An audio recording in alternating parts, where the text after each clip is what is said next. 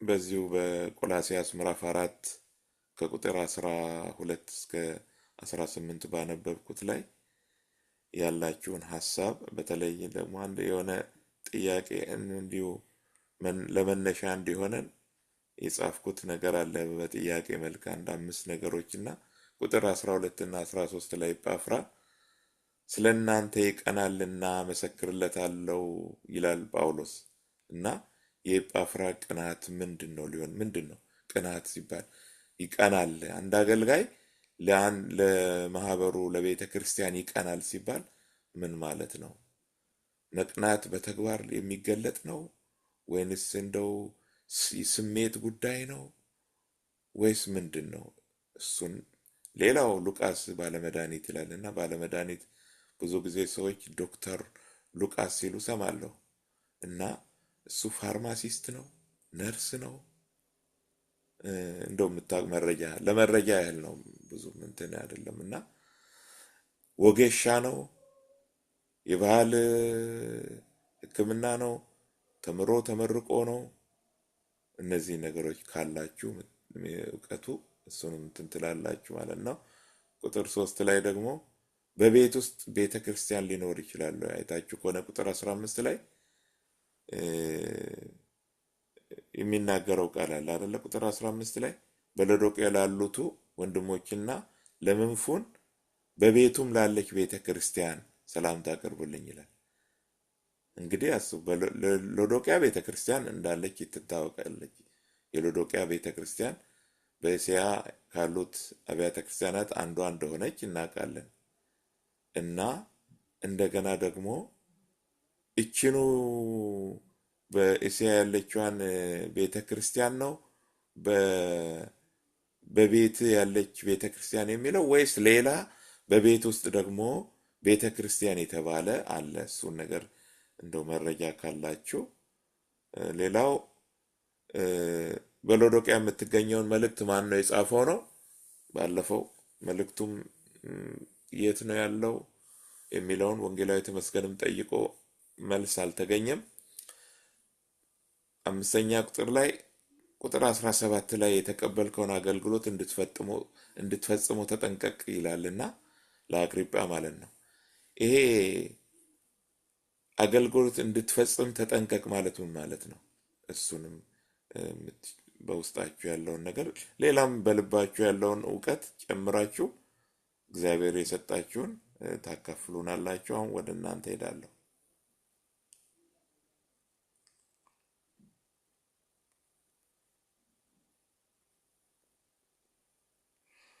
ከጊዜ ጋር እንድንሄድ ፈጠን ብንል ጥሩ ነው። ምንችል መግባታችን ካልቀረ ገባ ብለን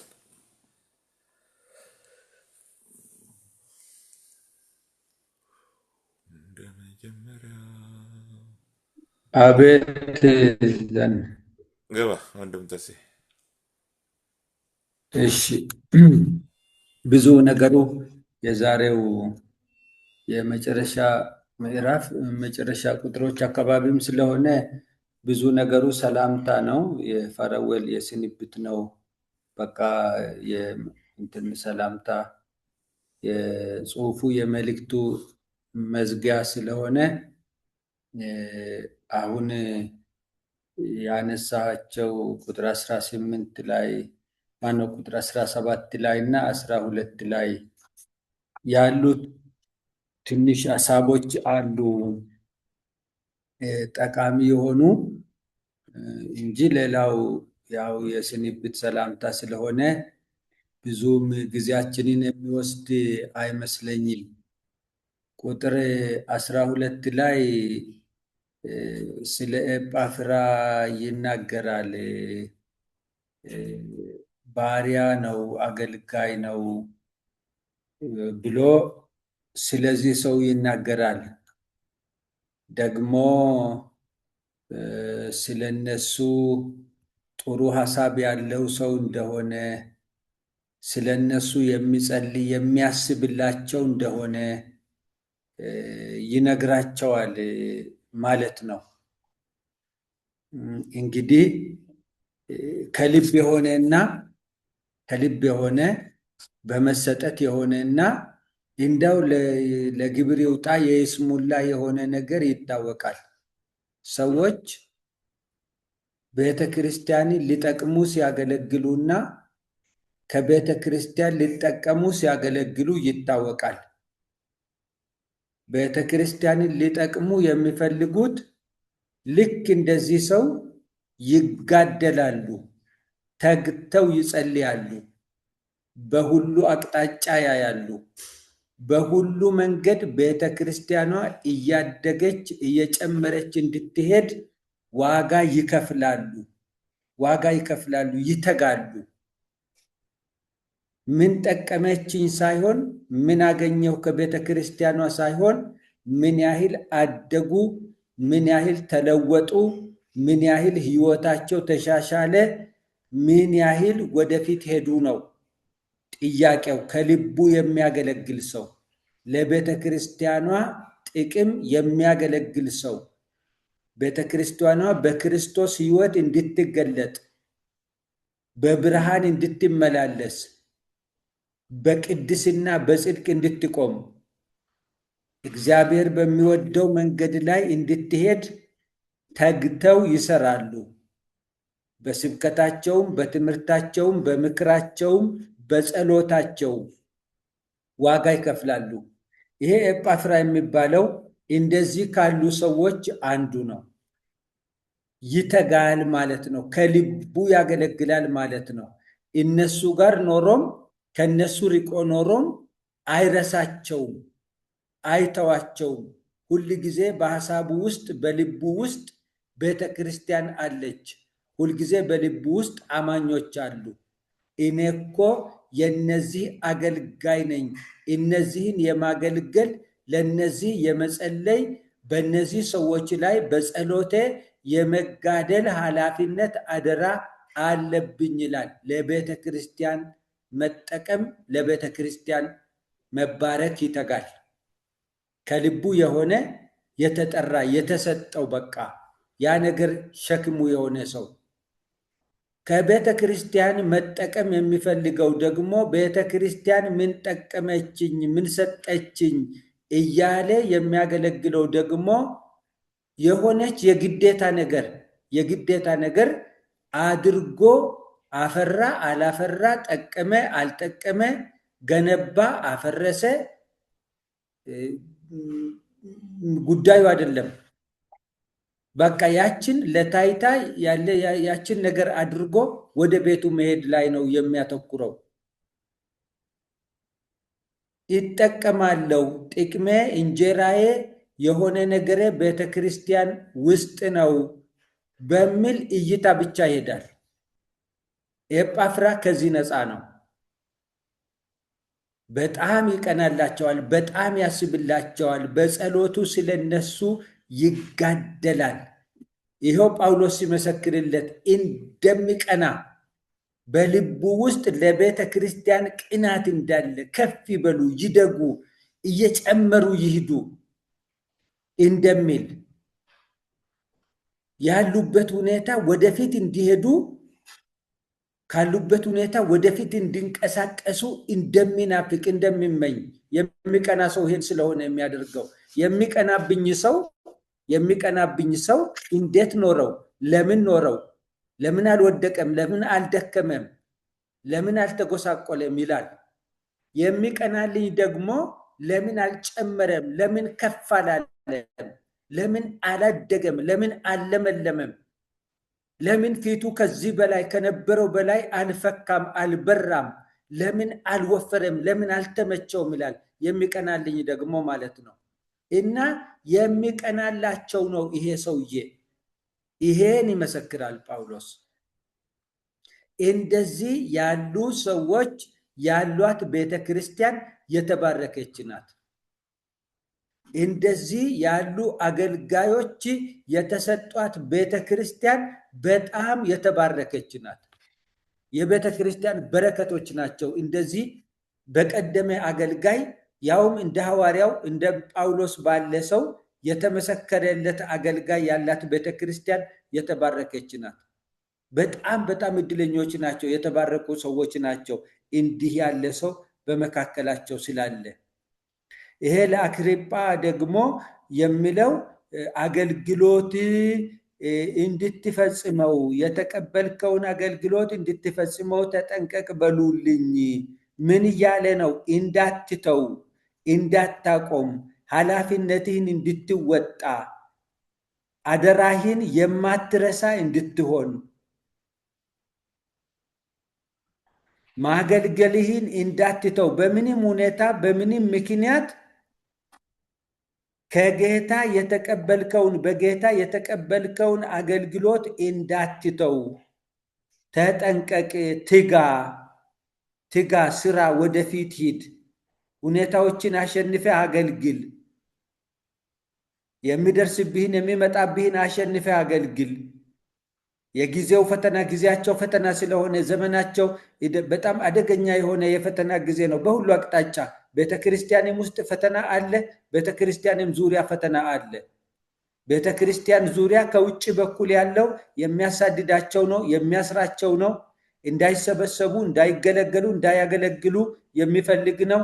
ቤተክርስቲያን ውስጥ ያለው ደግሞ የሚቀናባቸው ነው፣ ሐሰተኛ ነው፣ የሐሰት ትምህርት የሚያስተምር ነው፣ ተረት ተረት የሚያስተምር ነው። ህዝቡ መረን እንዲወጣ ልቅ እንዲሆን የሚፈልግ ነው። ህዝቡ በተሳሳተ መንገድ እንዲሄድ የሚፈልግ ነው። በሁሉም አቅጣጫ ከውጭም ከውስጥም ያለውን ነገር ተቋቁሞ እንዲያገለግል አገልግሎቱን እንዲፈጽም እንደዚህ ሊባል የተገባው ሰው ነበረ ማለት ነው አክሪጳ። አገልግሎት እንዳለው ከጌታ የተቀበለው ነገር እንዳለ ጳውሎስ ያውቃል። ለዚህ ነው ተጠንቅቅ፣ በርታ፣ እንዳትተው፣ ለአገልግሎት ተጠንቀቅለት፣ ለመፈጸም ተጠንቀቅ እያለ ያለ ማለት ነው። እና መጨረሻ ላይ ደብዳቤው በሱ እንደተጻፈ እንደሆነ እስራቴን አስቡ ይላል። ይሄ እንግዲህ ጸልዩልኝም ሊሆን ይችላል ማለት ነው። እስራቴን አስቡ፣ እስራቴን አስቡ።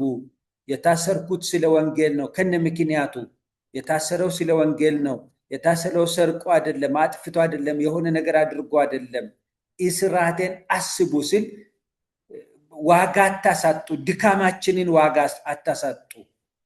የከፈልነውን ዋጋ አስቡም ነው፣ ደግሞ ጸልዩልንም ነው። ጸልዩልንም ነው፣ በጸሎታችሁ አስቡንም ነው። ብዙ ጊዜ ጳውሎስ ከህዝቡ ተደብቆ ማገልገል አይፈልግም። የሌለውን ብርታት ይዞ በህዝቡ ፊት መቆም አይፈልግም። ቃሉን እንዲሞላን ጸልዩልን ይላል፣ ይናገራል። በቃ ለሱ ህዝቡ እንዲጸልይ፣ ህዝቡ በጸሎቱ እንዲያስበው በግልጽ በደብዳቤዎቹ በመልእክቶቹ ይናገራል። ለምናገለግል ለኛ ለአገልጋዮቻችሁ ጸልዩልን እያለ ይናገራል ማለት ነው። ሲታሰሩ፣ ከሀገር ሀገር ሲሄዱ፣ ሲጽፉ፣ ቆሞ ሲያስተምሩ እግዚአብሔር ቃል እንዲሰጠን ጸልዩልን ይላል እና ይሄ እስራቴን አስቡ የሚለውም ከጸሎትም ጋራ የተያያዘ ሊሆን ይችላል። ይሄንን ነው የሚለው። ጌታ ይባርካችሁ። አሜን፣ አሜን፣ አሜን። ጌታ ጸጋውን ያብዛል። ወንጌላዊ ተመስገን ደግሞ ግባ። እሺ፣ ሰላማችሁ ይብዛ፣ ጸጋ ይብዛላችሁ። ኢየሱስ ጌታ ነው በነገር ሁሉ። በጣም የሚገርም ክፍል ነው። ኤኒዌይ መዝጊያ ላይ የተናገረ ነው ጳውሎስ። በጣም የሚገርመው የሰዎችን አብረውት የሚያገለግሉትን ስም ዝርዝር እየጠራ እዚህ ደማስም አለበት ገና ይሄን ዓለም ወዶ ጥሎኝ ሄደ ከመባሉ በፊት የደማስም ስም እዚህ ውስጥ ይጠራልና እየገረመኝ ነበር። እና ሉቃስም አለ። በሉቃስ ምክንያት ማለትም ሉቃስ ይገርማል መቼም በማርቆስ ምክንያት ራሱ ከበርናባስ ጋር በምን ምክንያት እንደተለያዩ እናውቃለን። በኋላ ደግሞ የሚጠቅም ሰው ሆኖ ደግሞ ማርቆስን ሁላ ራሱ እንዴት እንደፈለገው ይጠቅመኛልና ወደ እኔ ላከው ብሎ እንደገና ማርቆስ እንደገና ታላቅ ሰው ሆኖ ደግሞ ሲነሳ እናየዋለን። እንዴት አይነት ልብ ነው ያለው እላለሁ። እንደው ለየት ያለ ሰው ነው እንደ ጳውሎስ አንዳንድ ጊዜ እደነቃለሁ። ጳውሎስን ነገር ሳስብ ባይዘወይ ለራሱ የሚኖር ሰው ስላልሆነ ያውቀዋል። በመንፈስ የሚመራ ሰው ለምን እንደሚኖር ስለሚያውቅ በጣም የሚገርም ሰው፣ መንፈስን የሚያዳምጥ ሰው ስለሆነ በዚህ በጣም ነው የምደነቀው። እና እግዚአብሔር ፈቃዱ ሁሉ ምንድነው የሚለው ላይ ሲናገር ከእናንተ የሆነ የክርስቶስ ባሪያ ኤጳፍራ ሰላምታ ያቀርብላችኋል ይልና በእግዚአብሔር ፈቃድ ሁሉ ተረታችሁ ፍጹማን ሆናችሁ እንድትቆሙ። መቼም የእግዚአብሔርን ፈቃድ ተረድቶ ሰው ፍጹማን ሆኖ መቆም እንዴት በጣም የሚገርም ነገር ነው። መጀመሪያ ፈቃዱን ማወቅ ነው። ሰው ፈቃዱን ካላወቀ የእግዚአብሔርን ፈቃድ ካላወቀ አንዳንድ ጊዜ ራሱን ፈቃድም ይዞ ሊሄድ ይችላል። ይታወይስ አለው ወይ ስልክ ገብቶብኝ ነው። እና ፈቃዱን አንዳንድ ጊዜ ሰው የራሱን ፈቃድ እያገለገለ የእግዚአብሔር ፈቃድ መስሎት ዝም ብሎ መንፈስ ቅዱስ እንኳን ጋይድ ሊያደርገው ሲፈልግ እምብኝ ብሎ መሄድ ሰው እንዳለ ታውቃላችሁ። በአሁኑ ዘመን አለ። ከእግዚአብሔር ፈቃድ መውጣት እንዴት አደገኛ መሰላችሁ! በጣም አደገኛ። የምናደርገውን ነገር ቀጥ ብሎ በእግዚአብሔር ፈቃድ በመንፈስ ቅዱስ ምሪት ነው ወይ ብሎ መጠየቅ በጣም በጣም በጣም አስፈላጊ ነው። ያለ እግዚአብሔር ፈቃድ ሳናውቀው ከመስመር ልንወጣ ስለምንችል ብዙ የሚያወጡ ነገሮች ስላሉ በጣም ብዙ። አንዳንዱ ግፊቱ ያወጣናል። አንዳንዱ ሰው ገፍቶ ወደ ላይ ወስዶ ወደ ላይ ከፍ አድርጎ እንደገና ተምዘግዝገን እንድንወርድ አድርጎ የሚጥል ነገር አለ። በሰው ግፊት እኮ እንወድቃለን ከተቀበልነው። በጣም ከባድ ነው እሱ እና ጥንቃቄ የሚጠይቅ ዓለም እንትን ያለ ነው። ህይወት ላይ ስንጓዝ በጣም ጥንቃቄ ያስፈልጋል። ስንጨበጨብላችሁ ስትከበሩ ምናምን ጥንቃቄ ይጠይቃል። እና ይሄ በጣም ጥንቃቄ የሚጠይቅ ነገር ስለሆነ ነው እንድትፈጽሙ የሚለው እንድትቆሙ የሚለው። ሁልጊዜ ስለእናንተ በጸሎቱ ይታየኝ። መነጽሬ ዘንጠኛ አይደለሁም መሰለኝ። መነጽር ልቀይር ነው። ሃይ ስፒድ መነጽር ልቀይር ነው። አሁን ይነበበኛል። ይጋደላል ነው የሚለው። አሁን ስለማን ነው እየተናገረ ያለ? ስለ ኤጳፍራ እየተናገረ ነው። ይጋደላል እና ይላል። ያው ስለሱ ህይወት ይናገርና ስለ እናንተ በሎዶቅያ በኤራ ከተማ ስላሉት እጅግ እንዲቀና መሰክርለታለሁና ይላል። ይሄ ለእግዚአብሔር ቤት መቅናት፣ ስለ ሰዎች መቅናት አንዱ ትልቁ መንፈሳዊ ህይወት መለኪያ ነው። የሁላችሁ ቅዱሳን ሰው ስለ ራሱ ሊቀና ይችላል እኮ። ብዙ ጊዜ ስለ ራሳቸው ሲቀኑ ነው እየተገፋፉ ችግር የሚፈጠረው። ስለ እግዚአብሔር የሚቀኑ ሰዎች፣ ስለ እግዚአብሔር ቤት የሚቀኑ ሰዎች በአንድ ላይ ከተያያዙ አብረው ነው የሚሰሩት። በአንድ መንፈስ ነው የሚመሩት። ሰው ስለ ራሱ ከቀና ግን ከሰው ጋር መሄድ አይችልም። ይህ ትልቅ ችግር ነው። በዘመኑ ያለ ችግር ይሄ ነው።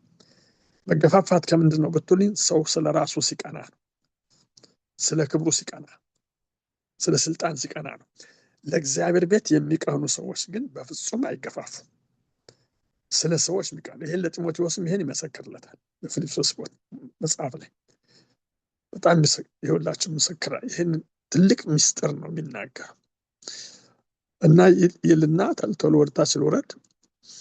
እዛ በኋላ ነው መድኃኒት ያለው ይላል። ደግሞ ስለ ይሄ ቅድም ተጠይቋል። የተወደደው ስለ መድኃኒቱ ሉቃስ ይላል። የተወደደ ባለመድኃኒት ሉቃስ። ይሄ ባለመድኃኒት የሚለው ይሄ አሁን በዘመናችን ያለው አንዳንድ እንትን ላይ አድቨርታይዝ ላይ በኦርቶዶክስ ቸርች ድርድር አድርገው መናፍስት ጠሪውን ምንማነው ምን ምንውን አብሮ ከነሱ ቤተክርስቲያን ውስጥ ባለመድኃኒት ብለው ጠንቋዩን እኮ ነው ባለመድኃኒት ብለው አድቨርታይዝ ያደርጉታል። አብሮ እኮ እዛ የሚቀድስ ነው እኮ መሪጌታ ከሌ ባለመድኃኒት ይሉታል። እልም ያለ ጠንቋይ፣ ደጋሚ፣ መተተኛ፣ መስተፋቅር የሚያደርገው ባለመድኃኒት። እሱ መድኃኒት አይደለም፣ እሱ አጋንንት ሳቢ ነው የምለው። ይሄኛው ግን በሕክምና የታወቀ ስለሆነ ነው ባለመድኃኒት ብሎ ደፍሮ የተናገረለት ነው እንጂ ይህን ጠንቋይን ሰው ጳውሎስ እንደዛ ብሎ አይናገርም። በሌላ ነገር የሚሄደውን በምድራዊ ነገር ግን አንድ የሚሰራው ነገር አለ። በመድኃኒት ነገር ላይ ምርምር ውስጥ እንደውም ሌሎች ሐኪም ነው ይሉታል፣ የተማረ ነው ይላሉ። እንግዲህ በዛ ዘመን ላይ ባለው ደረጃ የደረሰበት ደረጃ አለ። ብዙ ዲፕሊ ማውቀው ነገር ባይኖርም በሕክምና ደረጃ ላይ እንግዲህ እውቀት አለው በደረሰበት በዛ ዓለም ላይ ማለት ነው። ያንን ነው ስለሱ ዲፕሊ ባላውቅም። መጨረሻ ላይ ዴማስ ሰላምታ ያቀርብላችኋል ይልና በሎዶቅያ ላሉት ወንድሞችና ለነፍስ በቤተ ክርስቲያን ሰላምታ አቅርቡልኝ። ይህችም መልእክት ነው ብለው እንግዲህ ባለፈው የጠየቁት በእናንተ ዘንድ ከተነበበች በኋላ በሎዶቅያ ሰዎች ማህበር ደግሞ እንድትነበብ አድርጉ። እናንተ ካነበባችሁ በኋላ ለሎዶቅያ ማህበር ደግሞ እንዲነበብ ይደረጋል። ኦኬ፣ እናንተ ብቻ። በሌላ አነጋገር አሁን ኮፒ ተደርጎ የሚሄድ አይደለም። በዛ ሰዓት ማሽን የለም ኮፒ የሚያደርግ። መልእክቱ ነው ቀጥታ የሚሄደው ወደ ሎዶቅያ ነው የሚሄደው። ከሎዶቅያ ከሄደ በኋላ ነው ይሄ መጽሐፍ የተገኘው ማለት ነው። በጣም የሚገርም ነው። መጽሐፉ ተገኘ፣ ይሄው ታትሟል። ከሎዶቅያም በብራና ስለሚጻፍ ብዙ ጊዜ በጣም የሚገርመው እንደዛ ነው። ከሎዶቅያም ይላል የምትገኘው መልእክት እናንተ ደግሞ አንብቡ ይላል። አሁን ከሎዶቅያ የሚለው ዮሐንስ የጻፈው መልእክት ያኔ ገና አልተጻፈም። ዮሐንስ መልእክት ነው እንዳንል፣ ለሎዶቅያ ቤተክርስቲያን የተጻፈው እንዳንል አልተጻፈም። ሌላ መልእክት ለሎዶቅያ ሰው ጽፎ ነበር ማለት ነው። አዎ፣ ግን አልተገኘም። አንዳንዱ መልእክት አይገርማችሁም? ወይ ከተማ ስትደመሰስ ወይ የሆነ ጎርፍ ሲወስደው። ምክንያቱም በቀላሉም እኮ ዝናብ ሲነካው ምን ሲነው ተልጦም የለም። በዛ ዘመን የተጻፈ በብራና የተጻፈ ነገር እኮ ቀላል አይደለም። እንደውም ያን ሁሉ ተቋቁሞ ተጠንቅቀው መያዛቸው ራሱ ይደነቃለሁ። እኔ ራሱ የድሮ ጽሁፎች በምን ጥንቃቄ ነው እንደዛ ዝናብ ሳይነካው ምን ሳይል ሳይሰረዝ እንደዛ የሚይዙት። እኔ አንዳንዴ በጣም ነው የምደነቀው። በእነ ሙሴ ዘመን የተጻፈ መጽሐፍ መቆየቱ ራሱ አይገርማችሁ? ቅዱሳን የእግዚአብሔር እጅ ነው እንጂ። ስለዚህ ያ መጽሐፍ እንግዲህ አላውቅም፣ እግዚአብሔር ወደዚህ እንዲመጣ ስላልፈቀደ ይሆን ወይ በምን ሁኔታ እንደሆነ በቃ እንግዲህ አልመጣም፣ አልተገኘም፣ አናገኘውም፣ አላገኘነውም ማለት ነው። መጨረሻ ላይ እንደዚህ ነው ብለው ለአግሪጳም በጌታ የተቀበልከውን አገልግሎት እንድትፈጽም ተጠንቀቅ በሉልኝ። በጌታ የተቀበለውን አገልግሎት፣ በሰው የተቀበለውን አይደለም። አገልግሎት ከማን ነው ማለት ነው? ከጌታ የተቀበለውን አገልግሎት። ስለዚህ የጌታ የተቀበለውን አገልግሎት እና ተጠንቀቅ በሉልኝ። አይገርምም? ተጠንቀቅ ብላችሁ ንገሩት። አሁን አንድ ሰው በመንፈሳዊ ነገሩ ላይ በአገልግሎቱ የሆነ ነገር ለሲሳሳት ምናምን ስናይ ተጠንቀቅ፣ ይሄ እያደረክ ያለው ልክ አይደለም ብሎ የሚናገር አለ ወይ? ደፍሮ በዘመን መናገር ይቻላል ወይ? ነው እየሄድክ ያለው ነገር ልክ አይደለም፣ ተመለስ፣ ተጠንቀቅ፣ ጌታ ነው የሰጠህ ያን አገልግሎት፣ ሉዝ እንዳታረግ እንዳትስት ብሎ መናገር። አንተ ምን አገባህ? አንተ ፈራጅ ነው ወይ? ያዘኝ ልቀቀኝ ነው የሚለው። እና ባለፈው አሁን ይሄ ማን ነው ስሙ ጌታ ሰጠው ማለት ባልችልም አንድ አገልጋይ ታጅበህ የምትሄደው ለምንድን ነው በፖሊስ እና በእንትን የሁሉ ጦር አንተን አጅቦ የሚሄደው ተብሎ ሲጠየቅ ጳውሎስ ወደ ሮም ሲሄድ በጦር ነው የታጀባል። በጣም ይገርም። እሱ ታስሮ ነው የሄደው፣ ታስሮ ነው እና እንዳይገሉት መንግስት ነው ያጀበው። ግድያ እንዳይደረግበት ሌላ የሚገድለው ኃይል ስለነበረ ነው። እሱሳ ይሄኛውሳ ምንድን ነው ያስፈራው? ተመልከቱ የሰውን አባባል እንግዲህ። ስለዚህ ይህን በጥሪ ያለ ሰው አይፈራም። ጥሪ ይሄኛው ግን ጥሪ የሌለው ስላልነበረ ነው ዝም ብሎ የታጀበና ይቅር ይበለውም። ይህን ወይ ኢየሱስ ጌታ ነው የምንጠብቀው ጌታ ይመጣል። በጣም ደስ የሚል ነው። መጠራታችን ነው በቃ እሱ ነው ትልቁ ነገር። ጥሪያችን ኤግዛክትሊ የተጠራንበትን ዓላማ ለይተን ካወቅን አንፈራም። ጌታ ጸጋውን ያብዛላችሁ። ጨርሻል። እሺ ወንጌላዊ ጌታ ጸጋውን ያብዛልህ። አሁን ባለችን ሰዓት ደግሞ ወንድማችን አድማሱ አጠቃላይ የዛሬውንም ጀምረ አጠቃላይ የመጽሐፉን ሐሳብና እግዚአብሔር ከሕይወታችን ጋር እንዴት እንድናዋህደው እንደሚፈልግ ጠቅለል አድርገህ እንጨርሳለን ማለት ነው።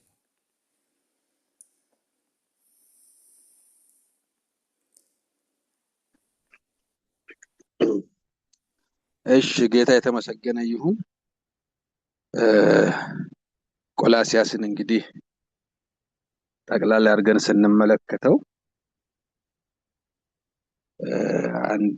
አምስት ነጥቦችን በደንብ መያዝ ይገባናል እላለሁ። አንደኛው የኢየሱስን ማንነትና ስራ በሚገባ በመገንዘብ ሐሰተኞችን ልንቃወም ይገባናል ክርስቲያኖች። ሁለተኛ ኢየሱስ ዘላለማዊ አለቅነትና ስልጣናት ሁሉ በቁጥጥር ስር የሆኑ የሁሉ ፈጣሪና የድነታችን ባለቤት ነው። ሶስተኛ የክርስትና እምነት መሰረት ማዕከሉ ኢየሱስ ክርስቶስ ነው። ስለ ኢየሱስ ክርስቶስ ማንነትና ስራ ያለን አመለካከት ከተበላሸ የክርስትና ህይወታችን፣ ስነ ምግባራችን፣ ከሌሎች ጋር ያለን ኢንተራክሽን ሙሉ በሙሉ ይበላሻል ማለት ነው። አራተኛ በእምነታችን በመጽናት በቅድስና እና በክርስቲያናዊ ስነ ምግባር ልንኖር ይገባናል። አምስተኛ ነጥብ ለኃጢአት የተሸነፈውን አረገውን ሰው አስወግደን የጽድቅ ፍሬ የሚያፈራውን አዲሱን ሰው በመልበስ እንደ ቃሉ በፍቅርና በቅድስና እንድንኖር ይጠበቅብናል። ለዚህ ዋና ሴንትራል ቴክስ በደንብ ጠቅላላ አድርጎ የሚይዘው ምዕራፍ 3 ቁጥር 1 እስከ 4 ያለውን ነው። እሱን አነባለሁ። እንግዲህ ከክርስቶስ ጋር ከተነሳችሁ ክርስቶስ በእግዚአብሔር ቀኝ ተቀምጦ ባለበት በላይ ያለውን ይሹ። በላይ ያለውን አስቡ እንጂ በምድር ያለውን አይደለም። ሞታችኋልና ሕይወታችሁም በእግዚአብሔር ከክርስቶስ ጋር ተሰውሯልና። ሕይወታችሁ የሆነ ክርስቶስ በሚገለጥበት ጊዜ በዚያን ጊዜ እናንተ ደግሞ ከእርሱ ጋር በክብር ትገለጣላችሁ።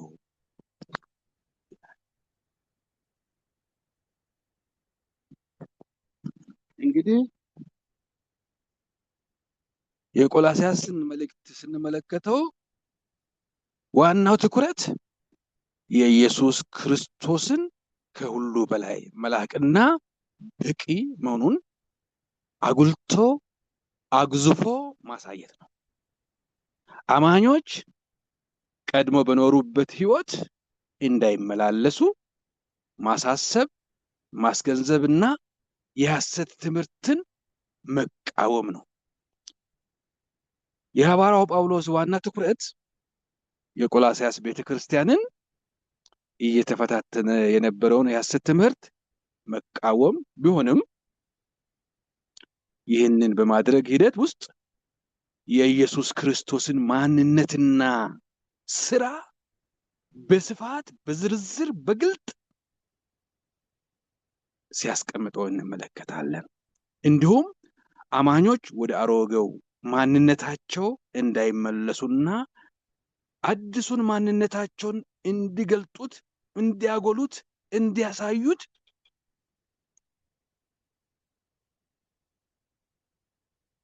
የመከረበት ያሳሰበበት እንዲሁም የልመናን ያክል የነገረበት ሁኔታ በጣም የሚገርም ነው። የቆላስይስ ቤተክርስቲያን የገጠማት የሐሰት ትምህርት ምን እንደሆነ በግልጽ የተቀመጠ ነገር የለም። አስተማሪዎቹ ክርስቲያን መምህራን እንደሆኑ ራሳቸውን የሚቆጥሩ ናቸው። ያልሆኑ አስተማሪነታቸው የክርስቶስን ትምህርት እንደሆነ ክርስቲያኖች እንደሆኑ ራሳቸውን የሚቆጥሩ ናቸው። ይህንን ቆላስይስ ምዕራፍ 2 ከቁጥር 1 እስከ 10 ባለው ውስጥ እናያለን። ራሳቸውን እንደ ክርስቲያን የሚቆጥሩ ሲሆኑ የትምህርታቸው ይዘትና ባህሪ አንድ 4 ነጥቦችን ማንሳት እንችላለን። ምን እንደሚመስል በሰዎች ልማድና በዚህ ዓለም መሰረታዊ ህግጋት ላይ የተመሰረተ ከንቱና የሚያታልል ፍልስፍና ነው። አንደኛ ይህንን ምዕራፍ 2 ቁጥር 8 ከ6 እስከ 8 እናያለን። በተለይ 8 ላይ ፎከስ አድርገን። ሁለተኛው ሃይማኖታዊ ስርዓቶች በተለይም ግዝረት፣ የምግብ ህግጋትና የሚከበሩ በዓላት ላይ ትኩረት የሚያደርግ ነው። ይህንንም ቆላስይስ 2 11 ላይ 14 16 17 ላይ እናነባለን።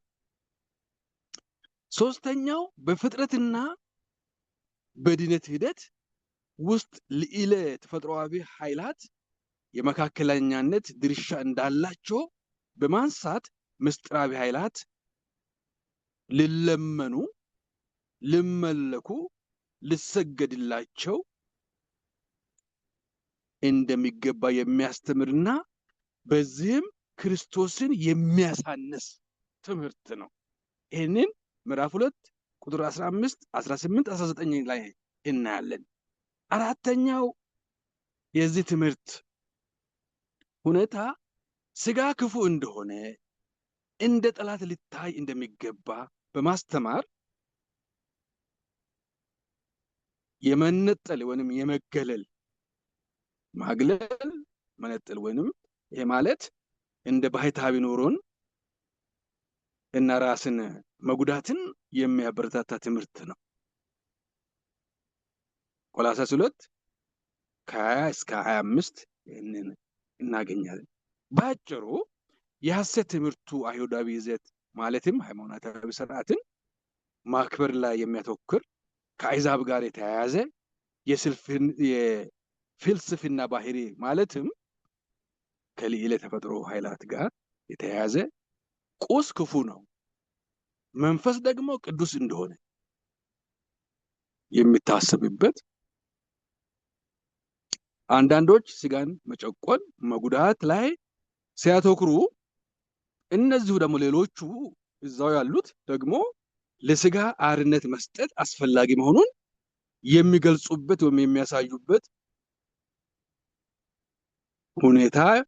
ይሄ እንግዲህ ምንን ያመጣል ያሳያል? በአሁን ዘመን ገና በዛ ወቅት ያልጎለበተ የኖስቲሲዝም ይዘት ያለው እና ድነት በተለየ መልኩ የሚገለጥ ዕውቀት እንደሆነ የሚያሳይ ነው የሚጠቁም ነው ማለት ነው። ይህንንም ምዕራፍ 2 ከ20 ጀምረን እናገኘዋለን።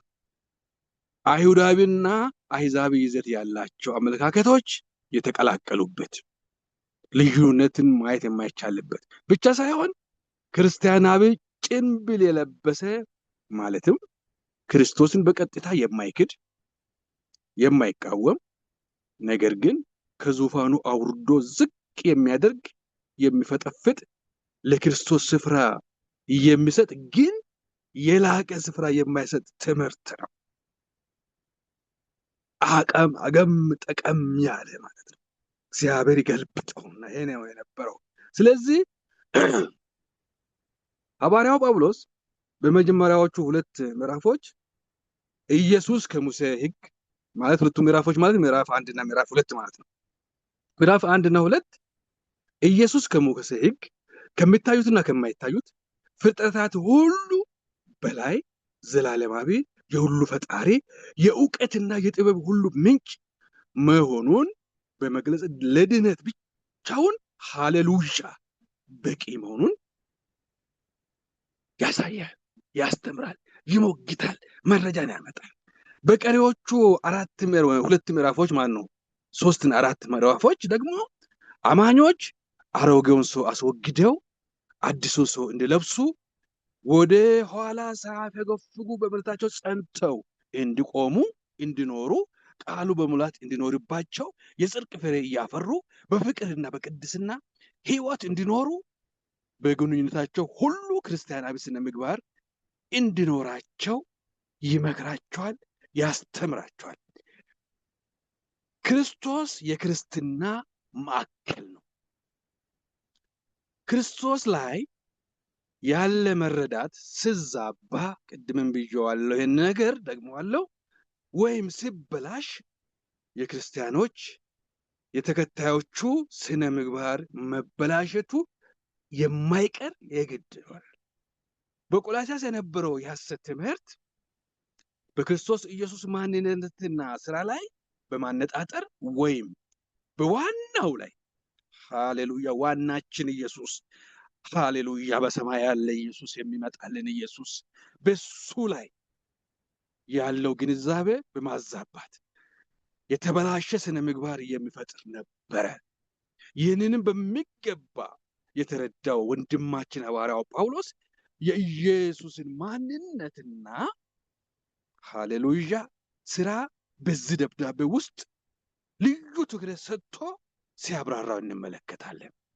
ኢየሱስ ክርስቶስ ምን ይለዋል? ኢየሱስ ክርስቶስ አንድ የእግዚአብሔር ልጅ። ይሄ ምዕራፍ 1:3 እንደዚሁም 1:3 እስከ 14 ባለው ላይ እናያለን። ቁጥር 2 የክርስቲያን እምነት መሰረት በክርስቲያኖች ወይንም በአማኞች የሚታመን ነው። የትኛው የክርስቲያን እምነት መሰረቱ በክርስቲያኖች የሚታመን ነው። ይህንን ምዕራፍ 1 ከ3 እስከ 4 ያስቀምጠዋል።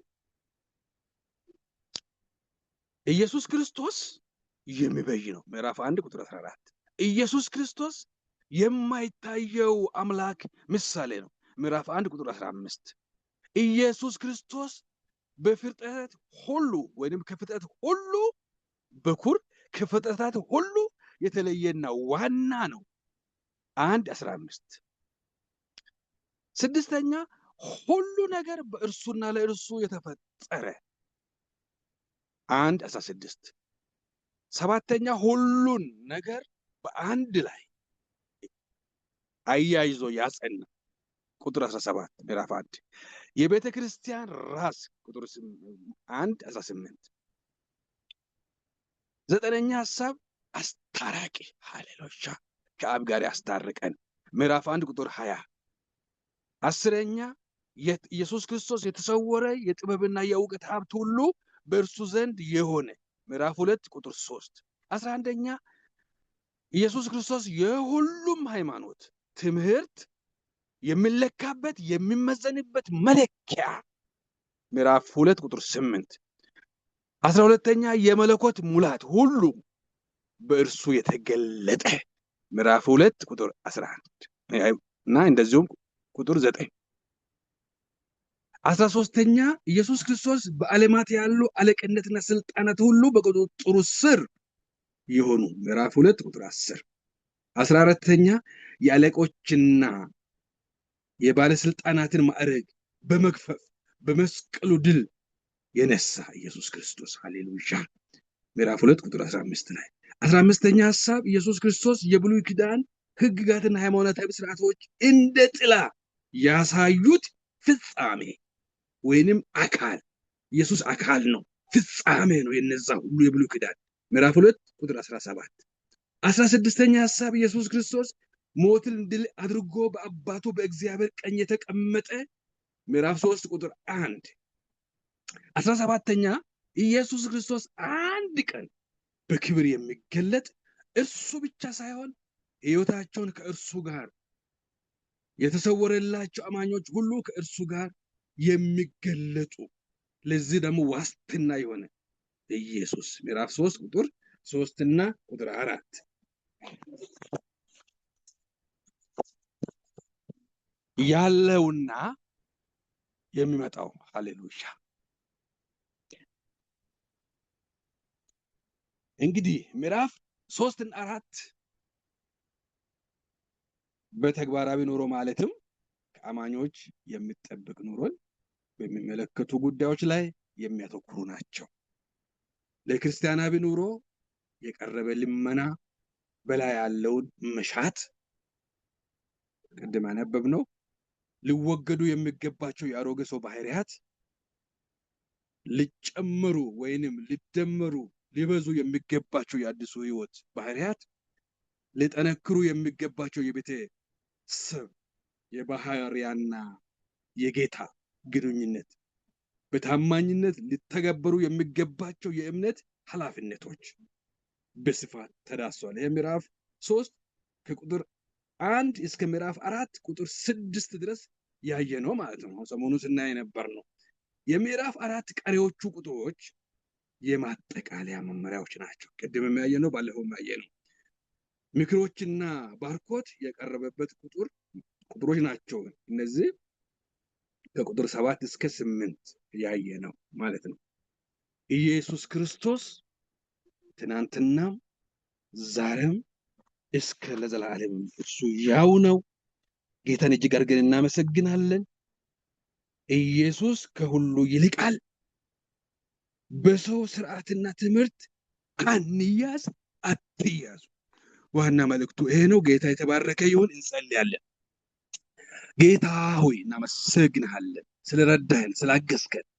ይህንን መጽሐፍ በባህራህ በወንድማችን በሐዋርያው ጳውሎስ በኩል ተልኮልን ተጽፎልን ለዚህ ዘመን ስለደረሰልን ዛሬም ይህንን ልንተገብር ዛሬም ይህንን ልናይ በዛ ዘመን ያለው ብቅ ብሎ የነበረው ትምህርት መልኩን ቀይሮ ከፍ ብሎ በተለየ መንገድ በቤት ህዝብህን ተከታዮችን እያናወጠ ባለበት ዘመን በላይ ያለውን አንተን ልንሻ ደግሞም እንደምትመጣልን ሁሉ ጊዜ እንድንጠብቅ አዲሱን ማንነታችን እንድናጎለብት አሮጌውን ተመልሰን እንዳናየው ዞር እንዳንል ወደኋላ ጌታ ሆይ እንድንጸና ደግሞም እንድናጸና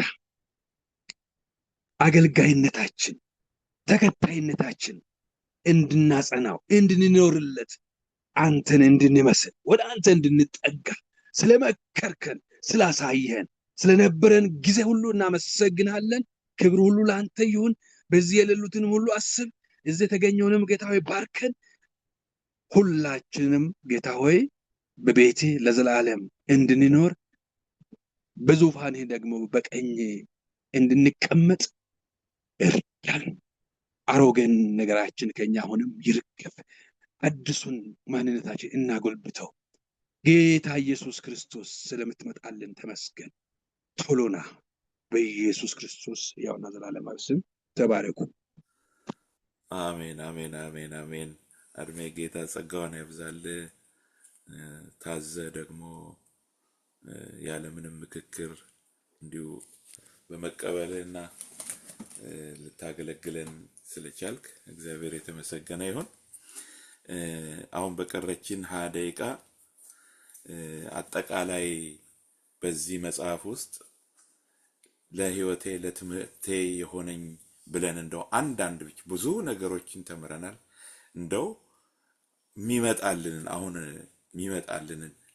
ለትምህርቴ ለህይወቴ ይሄ ተቀብያለሁ፣ ይሄ ረድቶኛል፣ በዚህ ነገር ተምሬያለሁ፣ ከህይወቴ ጋራ አዋህደዋለሁኝ ወይም ደግሞ ላዋህደው ጀምሬያለሁ የምንለው ነገር ካለ በዛ ላይ አንዳንድ ነገር ብንናገር ደስ ይለኛል። ምስክርነትም ነው የህይወት የራሳችን በጥናቱ ያለን ማለት ነው።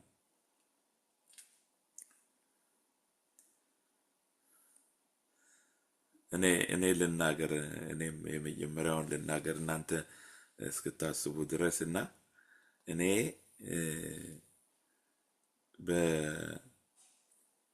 በምዕራፍ 2 ላይ እንዲህ የሚለው ቃል ቁጥር 9 እና 10 ቆላስያስ ምዕራፍ 2 ቁጥር 9 እና 10 ላይ ያለው በጣም ለህይወቴ የተማርኩበት ባዶ ዕውቀት ብቻ ሆኜ እንድቀር ሳይሆን ያ ዕውቀት በኔ ውስጥም እንዳለ እግዚአብሔር እንደፈቀደው እግዚአብሔር እንዳፈስሰው በወንጌሉ በቃሉ በመንፈሱ በውስጤ እንዳፈስሰው እና ደግሞ የሚገርመው ነገር ደግሞ ይሄ ዕውቀት አሁን ለምሳሌ በእርሱ የመለኮት ሙላት ሁሉ በሰውነት ተገልጦ ይኖራልና ካለ በኋላ ለአለቅነትና ለስልጣንም ሁሉ ራስ በሆነ በእርሱ ሆናችሁ ተሞልታችኋል ይላል። ስለዚህ ይሄ ነገር ስለ ኢየሱስ ክርስቶስ ብቻ ማውራት ብቻ ሳይሆን ስለሱ ማውራት ብቻ ሳይሆን ስለሱ የተወራው ነገር ወደኛ እንደሚደርስ እሱ የኛ ራስ እንደሆነ ራስ በሆነው በርሱ በኩል እሱ የወንድ ራስ አይደል ራስ በሆነው በርሱ በኩል እሱ የቤተ ክርስቲያን ራስ ነው። ራስ በሆነው በርሱ በኩል ሁሉ ነገር የሚያስፈልገን ነገር ሁሉ እንደሚደርሰን እርሱ ራሱ በቃሉ እንደተናገረው ጌታ ኢየሱስ ያለኔ ምንም ልታደርጉ አትችሉም ብሏልና ስለዚህ ነገሩ ለካ በርሱ መሆን በርሱ ማድረግ ማለት ለካ በርሱ በመሞላት ነው እና ይሄ ነገር ደግሞ በጣም እኛን እንደሚጠብቀን በርሱ በወደደን ካሸናፊዎች ሁሉ በልጠን እንድንኖር የሚያደርግ እንደሆነ ማንም በራሱ ፍልስፍና በተለያየ ነገር ቁጥር 8 ላይ እንደሚናገረው ማለት ነው ይሄ እንደ ክርስቶስ ትምህርት ሳይሆን እንደ ሰወግና እንደ ዓለማዊ እንደ መጀመሪያ ትምህርት ባለ በፍልስፍና በከንቱ መታል ማንም እንዳይማርካችሁ ተጠበቁ ብሎ ያለበት ምክንያት መጠበቅ የምንችለው የምንጠበቅበትን ጉልበት አቅም በእኛ ውስጥ አድርጎ ጨርሶልን ስለሆነ 9 እና 10ን ሳነበው እኔ በቃ ሽንፈትን ፊትለፊቴም ማየት እንደሌለብኝ ሁሉ ጊዜ አሸናፊ ነኝ በክርስቶስ እንድል የሚያደርግ ትምህርት አግኝቼበታለሁና እግዚአብሔር ይመስገን። እናንተም እስቲ እግዚአብሔር ደግሞ ብዙ ነገር አለ እግዚአብሔር ያስተማረን ስለ ቤተሰብ ያስተማረው አለ ብዙ ነገር አለ እና የምትሉት ነገር ካላችሁ እናንተ ደግሞ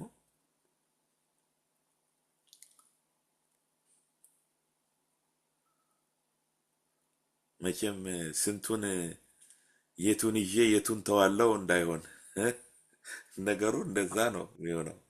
አስበረክ ያው እንግዲህ ቅድም ወንድም አድማሱ ሰመራይዝ ሲያደርግ ነጥቦች እንደዚህ 5 እያለ ይዘረዝራቸው ነበርና አሁን ለኔ ማለት ነው very important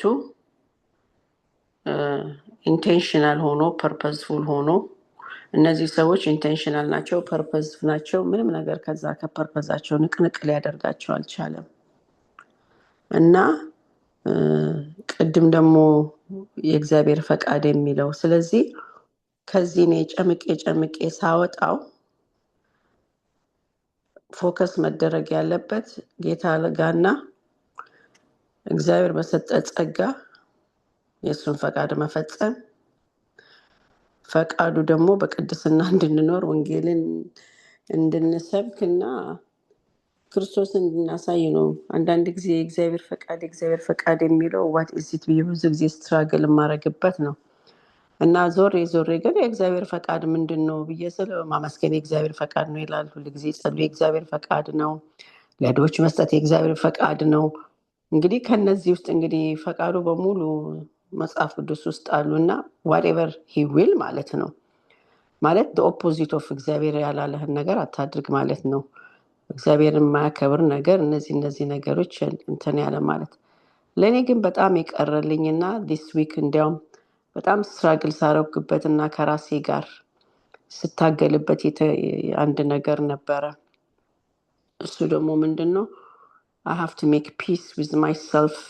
እኔ ብቻ በቃ የተባልኩትን ማድረግ እንዳለብኝ እንጂ አንድ ሰው ሲሳሳት ወይ እንደዚህ እኮ መሆን የለበትም ምናምን ስትል በቃ ያ ድንጋይ ይወረወራል። እሱ ደግሞ እንትን ያደርገኛል ማለት ነው። ያ ድንጋይ ሲወረወር ስለ ሰው ሲሳሳት ቅድም ወንጌላዊ እንዳለው ማለት ነው። አንድ ሰው ሲሳሳትና በቤተ ክርስቲያን ደግሞ ማድረግ የማይገባት ስታደርግ እንደ ሰው ታይና እንደዚህ እኮ ቢሆን መልካም ነው ምናምን ስትል ሁል ጊዜ ፎልት ፋይንደር አድርጎ ሰው ያይሃል ማለት ነው። እና እሱ ባዘር እያደረገኝ ይመጣ ነበር። ምን አገባኝ የምልበት ቦታ ጋር ልደርስ ማለት ነው። ዋይ ሹድ አይ ኬር ብዬም ነበር አንድ ጊዜ። ዋይ ሹድ አይ ኬር ዝም ብዬ ብቻ ጀስት ማይንድ ማይ ቢዝነስ። እሱ ግን ትክክል አይደለም። አይ ኬር ባይኖረኝ እንደሱ አላደርግም ነበር። ሰው የተሳሳትክ እያየህ አንድ ነገር እንዳይሉኝ ብለህ ዝም ስትል ፍላስኖት ሂፖክራሲ መስሎ ስለሚሰማኝ ማለት ነው። እና አንዳንዴ እሱ ደግሞ ሚስ አንደርስታንድ ይደረጋል። አሁን ግን የደረስኩበት ደረጃ በገባኝ መጠን በተረዳሁት መጠን just do the right thing።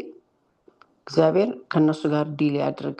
ምክንያቱም ቀላል ነው ስንናገርበት very easy በጣም ቀላል ነው። አክቹሊ ስታደርገው ደግሞ ትንሽ ይከብዳልና አሁን ሳጠቃልለው ክራይስት ሴንተርድ whatever ያለውን ታዝዤ ማድረግ which is እግዚአብሔር ቃል ውስጥ ያለውን ታዝዤ ማድረግና በመጨረሻ ባዶ ሆኜ እንዳልገኝ። ምክንያቱም very exhausting ነው የቤተክርስቲያን ፖለቲክስ exhaust ነው የሚያደርገው። እውነቴን ነው። it's very exhausting። ያሰለቻል፣ ያስጠላል፣ በጣም ያስጠላል፣ ያሰለቻል። በቃ ውስጥ ያለው የውጭ ዓለም ሁሉ ጊዜ ላለው ኪንግደም ልትይዝ አትይዝም። የክርስቶስን ኪንግደም አብሶሉትሊ ልታቆም አትችልም። ዓለም በፍጹም ምንድነው የሚለው የሲኦል ደጆች ሊቋቋሟት አይችልም ስለሚል እንደገና ሌሎቹ ደግሞ ባይ ፎርስ ነው እንትን የሚሏት የሚወስዷት ስለሚል there is no way ዓለም ክርስቶስን ልታሸንፍ አትችልም። what I realize is ቤተክርስቲያን ውስጥ ያለው ነው። ከዓለም ካለው ውጭ የውጩ ምንም አያስደንቀኝ። ቤተክርስቲያን ውስጥ ያለው ፖለቲክስ ግን ጥለህ እንድትወጣ ነው የሚያደርገው። ስለዚህ በተሰጠችኝ በተረዳሁት ወደፊት መዘርጋት ብቻ እንዳለብኝ በቃ ከዚህ አሁን ይጋደላሉ፣ እሱ ተጋደሉ ይላል፣ እንዲበረቱ ይጸልያል፣ ጸንተው እንዲቆሙ ይጸልያል። that's all he's doing። አይዟችሁ በቃ ቅድም ደግሞ ወንድማችን ተሰማ ሲናገር ነው it hit me የሚቀናብኝና የሚቀናልኝ ሲል I never knew the difference actually ዛሬ ነው ብልጭ ያለብኝ። ዋው እንደዚህም ደግሞ ይባላል እንዴ አልኩ ማለት ነው። I learned a lot።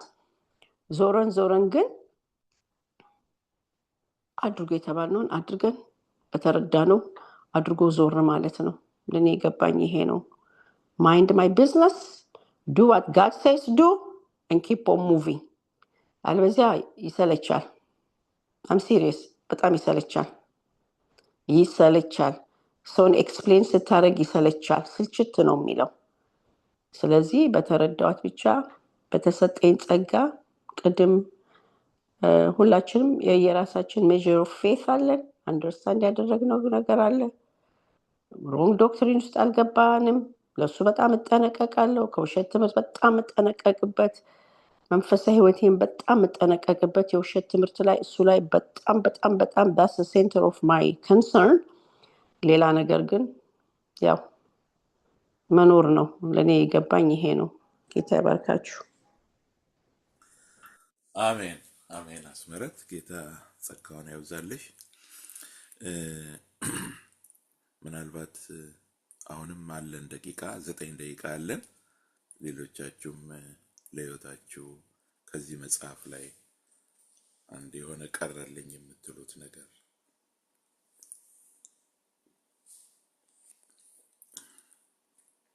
በተለይ ይሄ ይሄ ቅናት የሚባለው ነገር በሁለት መንገድ የተገለጠው እኔ የገረመኝ ነገር ደህና ነገር ያላቸው ሰዎች ደህና በቃ ከጌታ ጋር ጤናማ ነገር ያላቸው ሰዎች ሲያሳድዷቸው ቀኑብኝ አይሉ፣ ቀንታችሁብኝ ነው አይሉ። ይሄ ማለት ያሉ ማለት እኮ እኔነት ማለት እኮ ነው አይሉም። ግን እነዛ ግን ጤናማ ነገር የሌላቸው በዚህ በዘመናችን እንደምናየው ማለት ነው እውነተኛ የሆኑ የእግዚአብሔር ሰዎች አካሄዳቸውን ሲወቅሱ ሲገስጹ ልክ አይደለም ሲሉ ቀንተውብን ነው ይላሉ። ይሄው እንደም በየአደባባዩ በየቴሌቪዥኑ ምናምን ማለት ነው ቀንተውብን ነው፣ ቅናት ነው እንዲህ የሚያረጋቸው እያሉ ይናገራሉ። እና ዲፈረንሱን አያችሁ? እነዚህኛዎቹ እንደዛ ይላሉ which is ምን ማለት ነው? ሰልፍ ሴንተርድ ስለሆኑን ማለት ነው። እነዛ ግን ሰልፍ ሴንተርድ አይደሉም። የሚሰደዱ ሰዎች ፈለገ ነገር ቢባሉ ስለራሳቸው አያወሩም። ቀንተውብኝ ነው ምናምን አይባልም እና አይሉም። እና ልዩነቱን እንዲህ እያመዛዘንኩ እያየው ነበርና ማለት ነውና የሚገርም ነገር ነው። እና እስቲ አሁን ጤናማ ትምህርት የሌለው ጤናማ አገልግሎት የሌለው ቀንተውብኝ ነው ምናምን ይላል እንዴ ሲገሰስ ታው ሲባል የሚገርም ነገር ነውና ይሄንን አየው። እና ደግሞ ምንድነው ያየሁት ነገር እኔ የሆነ ያስተምሮ ዝንፈት ኖሮ እንዲህ ቦታ ላይ እንዲህ ችግር አለ ብላችሁ አስተያየት ስትሰጡ ወይ ሌላው ተነስቶ በእናንተ ላይ ውርጅብኝ ነው የሚያወርደው። እኔ ያየሁትን ነው። አንዷ ሴት ልጅ ናት፣ እንደውም ዱባይ ነው ያለችው። ጂል አለችኝ።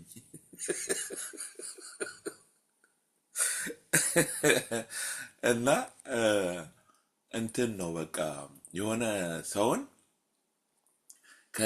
ከተቀበልከው በቃ የሆነ መልካም ነገር ካለው አንዴ ከተቀበልከው ከዛ በኋላ የመልካም ነገርን ጭራስ ይዞ እንደፈለገ ሊነዳ ሲል ሁሉ በቃ እሱ ልክ ነው ላንተ ማለት ነው። እና በጣም ትልቅ ችግር ነው። እንዲህ አይነት ነገር አለ። አሁን መጽሐፍ ቅዱሳችን ላይ አይታችሁ ከሆነ ዘዳግም 23 ይሁን 13 ይሁን እናንተ ታውቁታላችሁ፣ እዛው ገብተን ማየት እንችላለን። አንድ ህልም አላሚ ወይም ነቢይ በመካከል ቢነሳ ምልክትም ቢሰጥ ልክ እንደተናገረህም እንዳለህም ያለ ነገር ሁሉ ቢሆን ኋላ ግን አንተ ማታውቃቸውን ነገሮች ወይም አማልክት ና እናምልክ ብሎ ቢል እግዚአብሔር አምላክ በእውነት አንተ አምላክን ትወደው ይሁን አትወደው ይሁን ሊፈትን ያንን ህልም አላሚና ነቢይ ልኮብሃልና አትስማው፣ ከእግዚአብሔር ጋር ተጣበቅ። እንደውም በወቅቱ በሙሴ ዘመን ስለነበረ እንዲህ አይነቱ ሰው ይገደል ሁሉ ነው ያለው። እና እንደዛ ሁሉ የእግዚአብሔር ቃል እና ምንድነው ሰዎች የሆነ ነገራቸው ላይ የሚመች ነገር ካለላቸው ትክክለኛ ነገር ሊሆን ይችላል። የስጋ ምኞታቸውን ብቻ ላይሆን ይችላል። ትክክለኛ ነገር የሆነ በቃ እንደ ባለውለታ ይዙትና ሰውየው አገልግል የተባለውን ነው ያገለገለው። እግዚአብሔር ልኮታል፣ አገለገለ። ያንን እንደ ውለታ ይዘው ወይ ጉድ ሱቁ በተናገረው ህይወቴ ተለውጧል ይልና ከዛ በኋላ ያ ሰው አምጥቶ ሌላ ነገር መደባለቅ ሲጀምር አንተ አይ ይሄ ልክ አይደለም ብለህ ካልክ እነዛ የተጠቀሙበት ሰዎች በአንተ ላይ ውርጅብኝ ይወርዳሉ። ይሄንን አይቻለሁ፣ በተደጋጋሚ አይቻለሁ። እና እንዲህ አይነት ችግሮች አሉ። እና ቅድም ወንጌላዊ ተመስገን ሲናገር በዛ ነው ትዝ ያለኝ። እና ሌላው ምንድነው የሚሉት ቀንተ ነው ይላሉ። እነዚህም ደግሞ ቀንተበት ነው ቀንተ ነው ይላሉ ማለት ነው። ጌታ አይነት ጉር ነው። ኤኒዌይ እግዚአብሔር የተመሰገነ ይሁን። 4 ደቂቃ ዝም ስላላችሁ ነው እኔ እንጂ መናገር ፈልጌ አይደለም የተናገርኩት፣ ግን ዝም ስላላችሁ ነው። እና ይሄው ነው። በተረፈ እንግዲህ እዚሁ ላይ እንጨርሳለን። አይ ቲንክ ዘኑ እኔ አስመረ የገባኝ ማለት ነው ግቢ ኤቭሪ ሲንግል ዴይ በቃ የእግዚአብሔርን ሀሳብ ማስተናገድ ኢት ኩድ ቢ ኤኒቲንግ። እሱ ጠቃሚ ሆኖ አገኘሁት። እንደ ፕሮቴክሽን ሆኖ አገኘሁት። እንደ ጋይድ ሆኖ አገኘሁት። እሱ ደግሞ እቤት ቁጭ ብዬ የማሰላስለው ምንድን ነው? ከዛ ነው የሚጀምረው። ልቤ ውስጥ ያለው ምንድን ነው? ከዛ ነው የሚጀምረው። ምንድን ነው ልቤ ውስጥ ያለው? ዛሬ ልቤ ውስጥ ምንድን ነው ያለው? ዛሬ የማሰላስለው ምንድን ነው? ቅንነት ነው? ደግነት ነው? ለሰው መዘርጋት ነው? እነዚህ ነገሮችን እያሰላሰልን ስንመጣ መጋደል ማለት ይሄ ሆኖ አገኘሁት። ፐርሰናሊ ስፒኪንግ ማለት ነው። መጋደል ከራስ ነው መጀመሪያ የሚጀምረው። ከራስ ቀላል ነው ሄዶ እንትን ማለት እናየዋለን። የምናገረው ንግግር አለ። ያለፈው ጊዜ አንድን ሆምለስ ሚኒስተር ሳደርገው ምን አልኩት? እኔ አሁን እስቲ ነው ያስታውቃል። አይ ቲንክ አበሻ ነው እና አበሻ ነው ልጅ ኦፍ ኮርስ ፓርኪንሰን ነው አዲክትድ የሆነው እና መጀመሪያ ሄሮዊን ሹት የሚያደርግ ነበር ይመስለኝ። ኢት ሉክስ ላይክ ሄሮዊንም ሹት ያደርጋል እና ከዛ በኋላ ልክ እንዳለኸው እንደዚህ ና ኢትስ ኦኬ ብዬ እንትን ስለው እንደዚህ ብዬ አለኝ። አዎ the difference between you and me አልኩት ማለት ነው። ያንተ ኤክስተርናል ሲን ነው፣ ማንም ሰው ሊፈርድብህ ይችላል አልኩት እና ያንተ የሚዳሰስ የሚሸት ማስክ ነው አልኩት። የኔ ደግሞ አንተ ልታየው ማትችል እግዚአብሔር ብቻ የሚያየው ማስክ አለ። therefore እኔ እናንተ አንድ ነን። ስለዚህ እንዳለኸው ና ኢትስ ኦኬ that's the difference። እኛ ይሄ ስፒሪቹዋል ሊንጎ እንጠቀማለን። ማስካችን ነው እሱ። ከሱ ነው እግዚአብሔር እሱን እግዚአብሔር የሚጠላው ማለት ነው። ይሄ የተለያየ ማስክ፣ ቤት የምትለብሰው ማስክ፣ ቤተክርስቲያን ስትሄድ የምትለብሰው ማስክ፣ በሶሳይቲ የምትለብሰው ማስክ፣ ይሄ እግዚአብሔር ብቻ የሚያውቀው ማስክ። ስለዚህ የኢንተርናሉ ቬሪ ኢምፖርታንት ሆኖ ስላገኘሁት ነው። እሱ ነው ደግሞ ወደ እግዚአብሔር ፈቃድ እንድንገባና ኮንቲኒስሊ ክራይስት ሴንተርድ የሆነ አስተሳሰብ ኖሮን እግዚአብሔርን የምናከብረው።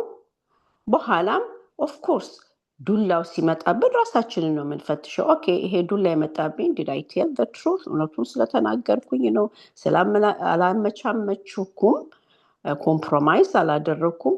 ስለዚህ እሷ ናት ፖይንቷ። ኦኬ ራስ መጀመሪያ መፈተሽ ዱላው ሲመጣ። ዱላው ብዙ ስለሚመጣ ነው፣ ብዙ ነው። እግዚአብሔር ይቅር ይበለን በጌታ በይበልጥኛ የአበሻ ኮሚኒቲ ጋር ማለት ነው። እና ከባክግራውንዳችን ከዛ የመጣ ሆነ አሉ ነው ከየት እንደመጣ አላውቅም። በጣም ብዙ መታጠብ የሚያስፈልገን ሶስት ሰዎች ስለሆንንና we just have to be intentional every single day። ዛሬ ከባይብል ስተዲ በኋላ what's my thought looks like? what's my motive looks like? ምንድነው አይምሮ ጋር ሳሰላስል ምለው ከዛ ነው የሚጀምረው። እሱ በትክክል እንድንታገልና መስመራችን ጋር ገብተን እግዚአብሔር እንድናገለግል ይረዳናል ብዬ ስለማስብ ነው። ይሄ ነው ያለኝ ሀሳብ። ጌታ ይባርካችሁ። አሜን አሜን። አስመረት ጌታ ጸጋውን ያብዛልሽ። ያው ወገኖች እንግዲህ በእግዚአብሔር ሀሳብ ነው የምንሄደው። ሁለት ነገሮች መጽሐፍ ቅዱስ ውስጥ እናያለን። እግዚአብሔር ቃል ራቅ የሚለን ሁኔታ አለ። ጢሞቴዎስ ላይ ሄደን ስንመለከት አንዳንድ የአምልኮ መልክ ያላቸው የእግዚአብሔርን ኃይል የካዱ እና ብዙ ስጋዊ ነገር የሰፈረባቸው ሰዎች አሉ። የምንርቃቸው ስጋዊ ነገር ስለሰፈረባቸው ሳይሆን የእግዚአብሔርን ኃይል በመካዳቸው ነው። የእግዚአብሔርን ኃይል እንዲተማመኑበት እንመክራለን፣ እናስተምራለን። ከዛ ውጭ የምናደርገው ነገር የለም። የማይመለሱ ከሆነ ግን ከእንደነዚህ አይነት ሰዎች እንርቃለን፣ ራቅ ስለሚል። ሌላው ደግሞ በንጹህ ልብ የጌታን ስም የሚጠሩ ሰዎች ደግሞ አሉ። በየዘመናቱ አሉ፣ ዛሬም አሉ። እና ከነሱ ጋራ ደግሞ የእምነት ህብረት ማድረግ፣ የፍቅር ህብረት ማድረግ፣ ሰላምን አብሮ መካፈል፣ ይሄንን እናደርጋለን ማለት ነው። ከዚህ ውጭ ሌላ ምንም የምናደርገው ነገር የለም። ከዚያም ያለ አያችሁ፣ የክርስቶስ ደቀ መዛሙርት ማለት እውነተኛ የክርስቶስ ደቀ መዛሙርት የሚባሉት የሆነች አንድ ተለይታ የወጣች አሁንን በሎካል ቸርች ደረጃ የምትታይ የለችም። ሁሉ አይነት ነገር ነው ያለው በየአጥቢያ ውስጥ ደግሞ እውነተኛ የእግዚአብሔር ሰዎች ደግሞ አሉ። የነዛ የእውነተኞቹ በየአጥቢያ ያሉት በዓለም ዙሪያ ማለት ነው። ያ ተሰብስቦ እሷ ናት የክርስቶስ ቤተክርስቲያን። ስለዚህ በየአካባቢያችንም ካሉ በንጹህ ልብ የጌታን ስም ከሚጠሩ ሰዎች ጋር ህብረት ማድረግ ተገቢ ነው እና ያ ደግሞ አንደኛ ለህይወታችንም ነው፣ ሁለተኛ አብረን ለምንኖራቸው ችግር ላለባቸው ሁሉ ምሳሌ የምንሆንበት ሊሆን ይችላል ማለት ነው። ከህይወታችን የሚማሩበት ሊሆን ይችላል ማለት ነው እና ስለዚህ ያንን እያደረገን በአድጀስትመንት እንቀጥላለን ማለት ነው። እግዚአብሔር ይመስገን። እንግዲህ ጨርሰናል። በሰላም አስጀምሮ በሰላም ስላስጨረሰን በጣም ደስ ብሎኛል። የሚቀጥለውን ደግሞ የምናጠናውን አስቡበትና ቴክስት አድርጉልኝ። ይሄን መጽሐፍ ብናጠና የሚል ነገር በልባችሁ አድርጉና ከዛ ልባችን ወደ አመዘነው እንሄዳለን ማለት ነው። ይሄ ነው። ተባረኩልኝ። ጨርሰናል። ተባረኩ። አሜን አሜን አሜን።